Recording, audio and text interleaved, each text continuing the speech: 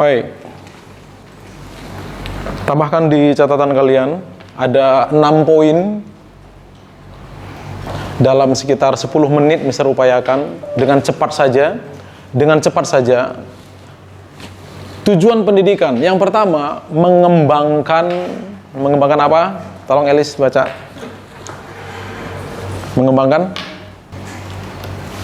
Mengembangkan potensi individu. Seperti yang kita pelajari minggu lalu, bahwa pendidikan itu untuk mengembangkan potensi diri ya. Makanya dimanapun kita ada, kapanpun, dengan siapapun kita berinteraksi, kita bisa mengembangkan potensi kita, dan di situ ada proses pendidikan. Membantu individu mencapai potensi tertinggi mereka ya, dalam berbagai aspek kehidupan. Tentu di sini dibutuhkan keterlibatan aktif individu tersebut ya. Kalau kita misalnya berbicara tentang seorang pengajar dan seorang pelajar, ada guru dan ada siswa, nggak cukup guru yang hebat, tapi ada upaya yang hebat juga dari siswa. Ya, ada sinergi yang tepat antara yang mengajar dengan yang diajar. Fasilitas yang baik, sistem pendidikan yang baik, guru yang baik, suasana yang baik, tapi kalau niat pelajarnya sendiri tidak baik, tidak bisa ya. Makanya untuk mengembangkan potensi individu itu, semua hal yang berkaitan dengan proses pendidikan itu dibutuhkan ya, termasuk motivasi dan keinginan kita untuk belajar. Membantu individu mencapai potensi tertinggi mereka dalam berbagai aspek kehidupan. Itu yang pertama, membantu ya. Nih, mengembangkan potensi individu. Yang kedua, transfer pengetahuan. Ini sudah disampaikan minggu lalu. Transfer pengetahuan dan keterampilan. Menyampaikan informasi, konsep ya, keterampilan yang relevan kepada siswa. Walaupun kalau kita jujur ya, pendidikan di Indonesia saat ini ada yang tidak relevan dengan siswa. Dengan keinginan kita, dengan minat kita kan ada yang tidak relevan kan? Seperti kalian di ruangan ini, ada yang tidak relevan dengan CB. Nggak semua suka pelajaran CB, jujur aja. Terima kasih untuk kalian yang tidak menunjukkan itu. Tapi saya sendiri, pengalaman saya, SD, SMP, SMA, kuliah, bahkan kuliah teologi, tidak semua mata pelajaran di bangku sekolah sampai perkuliahan teologi itu relevan dengan saya. Ada yang saya nggak suka. Ada yang saya justru berpikir, ini tuh apa sih dipelajari? Dan sampai hari ini nggak digunakan. Contoh dulu waktu SD Mister dulu di kampung ya, itu diharuskan menghafal satu, apa itu? Dulu masih 27 provinsi Indonesia. Dihafal tuh. Provinsi dan ibu kotanya. Provinsi Sumatera Utara, ibu kotanya Medan. Provinsi Sumatera Barat, ibu kotanya Padang. Provinsi Sumatera Selatan, ibu kotanya Palembang. Dan seterusnya, dan seterusnya. Sekarang sudah 37 atau 38 provinsi ya. Kemudian, setiap 5 tahun minimal kan Indonesia pemilu kan. Pergantian kabinet. Kami waktu itu diharuskan menghafal menteri-menteri yang menjabat di setiap kabinet. Bayangkan. Kemudian kelas 1 misalnya nih ya, kelas 1 Mister menghafal itu. Nanti kelas 6 kan berganti kabinet tuh, hafal lagi. Apa gunanya kan? Apa gunanya buat kehidupan kita sehari-hari? Ada kok yang gak relevan, seperti orang bilang mengkritik pendidikan apa? Ada orang bilang begini, sama seperti pendidikan hari ini katanya, sama seperti ikan yang diajar untuk berenang, ikan yang diajar untuk terbang, dan burung yang diajar untuk berenang. Nggak bisa. Kalian memang tidak minat dalam pelajaran tertentu, tapi kalian harus kan? Ada yang di sini suka banget Mandarin, angkat tangan. Suka banget Mandarin, nggak usah malu-malu lah. Hah? Nggak ada. Tapi setidaknya ada yang tidak kesulitan bahasa Mandarin kan? Ada yang tidak kesulitan kan? Tapi ada juga yang kesulitan banget loh, mungkin nggak di kelas ini, tapi di kelas lain ada kesulitan banget, nilainya di bawah KKM terus. Dan kalau boleh milih, aku nggak mau belajar itu dah. Sama seperti dulu Mister belajar aksara Arab Melayu. secara Mister kan Kristen. Ngapain juga belajar aksara Arab Melayu? Nggak ada tuh di pelajaran agama Kristen sampai hari ini belajar aksara Arab Melayu. Tapi waktu SMP itu harus, ya mau nggak mau, walaupun nilai Mister terbaik selalu saat itu di kelas, tapi nggak guna juga. Nah, ada kalanya begitu memang. Transfer pengetahuan dan keterampilan di sekolah, di rumah, dimanapun, ya. Itu salah satu atau tujuan kedua dari pendidikan. Jadi kalau kalian ke sekolah atau kemanapun ya dalam proses pendidikan, kalian tidak mendapatkan informasi yang baru, konsep yang jelas, keterampilan yang relevan, artinya kalian tidak semakin berkembang, maka proses pendidikan itu belum berhasil dengan baik. Jadi waktu belajar teman-teman upayakan kalian ada dalam proses transfer ini. Kalian sebagai receivernya, ya. Yang ketiga, pembentukan karakter. Pendidikan itu bertujuan untuk membentuk karakter. Waktu kita belajar di CB, salah satunya materi utama kan karakter. Tapi di pelajaran-pelajaran lain juga kalian secara tidak langsung belajar karakter juga loh.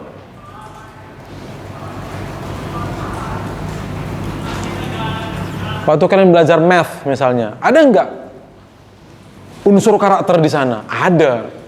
Salah satunya apa? Minimal tuh ketelitian. Ada orang yang banyak salah waktu ujian math bukan karena dia nggak tahu, tapi ceroboh, nggak teliti.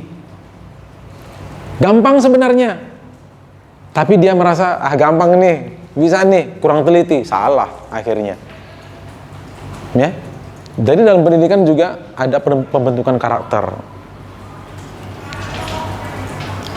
Kalian yang mungkin hebat atau bagus sekali nilainya di pelajaran-pelajaran tertentu, kalian secara tidak langsung di sana belajar karakter rendah hati juga loh.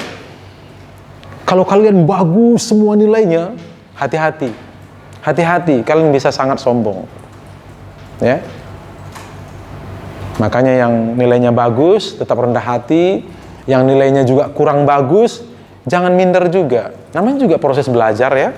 Namanya juga proses belajar. Mempersiapkan individu untuk menghadapi dunia dengan kepribadian yang tangguh, etika yang baik, dan nilai-nilai yang benar.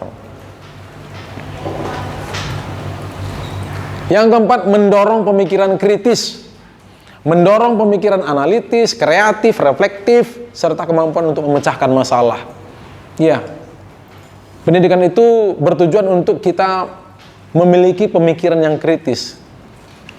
Siswa harus berani untuk memiliki pemikiran yang kritis namun objektif juga, dan tetap menjunjung nilai-nilai moral ya. Kita boleh nggak kritis? Boleh dan harus kritis, tapi kritis kita harus dewasa, kritisnya harus membangun, kritisnya harus bertanggung jawab, harus dengan moral yang tinggi juga. Boleh nggak kalian mengkritik Mr. Ginting? Boleh banget, tapi tidak semua orang bisa mengkritik dengan baik. Memiliki pemikiran yang kritis, memiliki pemikiran yang analitis, kreatif, reflektif, dan mampu memecahkan masalah.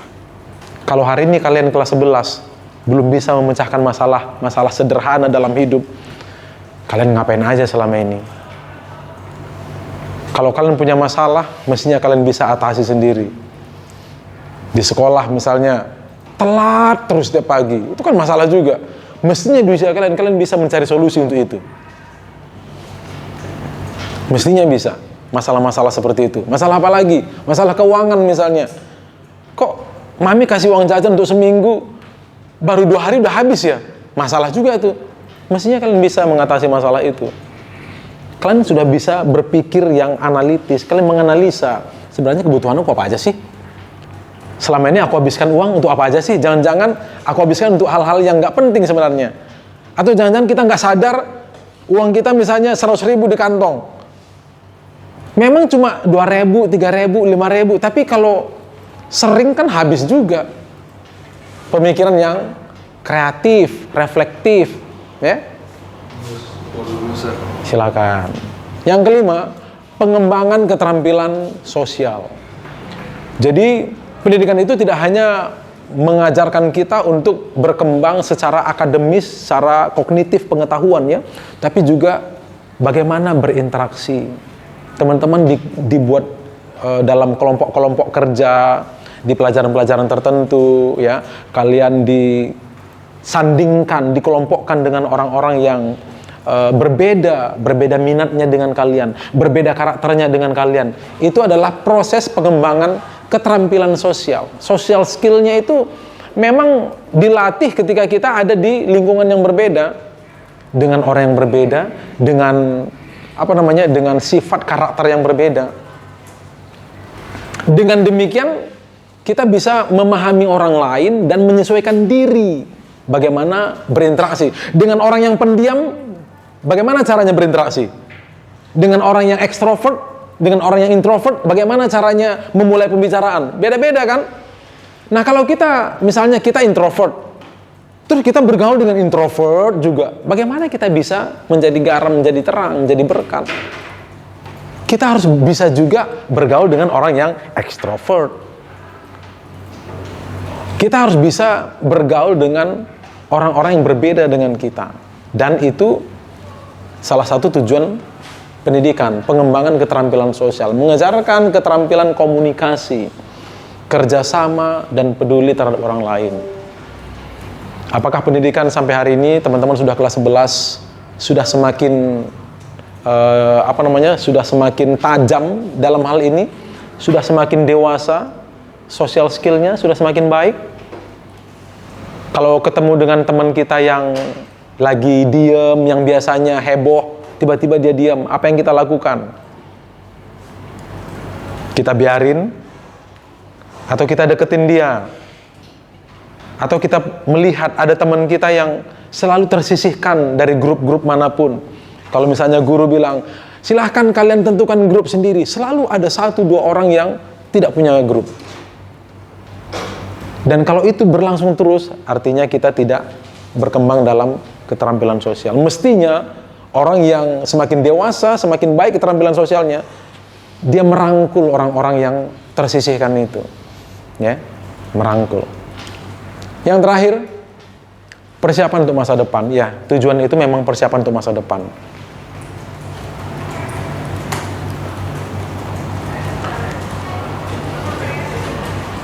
Menyediakan pengetahuan dan keterampilan yang diperlukan untuk kesuksesan di dunia yang terus berubah.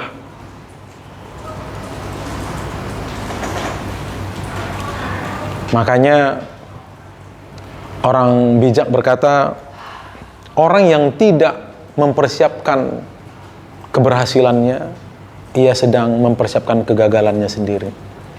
Orang yang tidak mau belajar, dia sebenarnya sedang mempersiapkan kegagalannya sendiri. Teman-teman, saya tidak berbicara tentang teman-teman harus hebat di semua pelajaran. Tidak. Tapi kalian harus belajar dengan baik untuk masa depan yang kalian sudah bisa bayangkan. Nanti aku mau jadi apa ya? Maka belajarlah dengan hebat, dengan giat untuk masa depanmu itu, ya.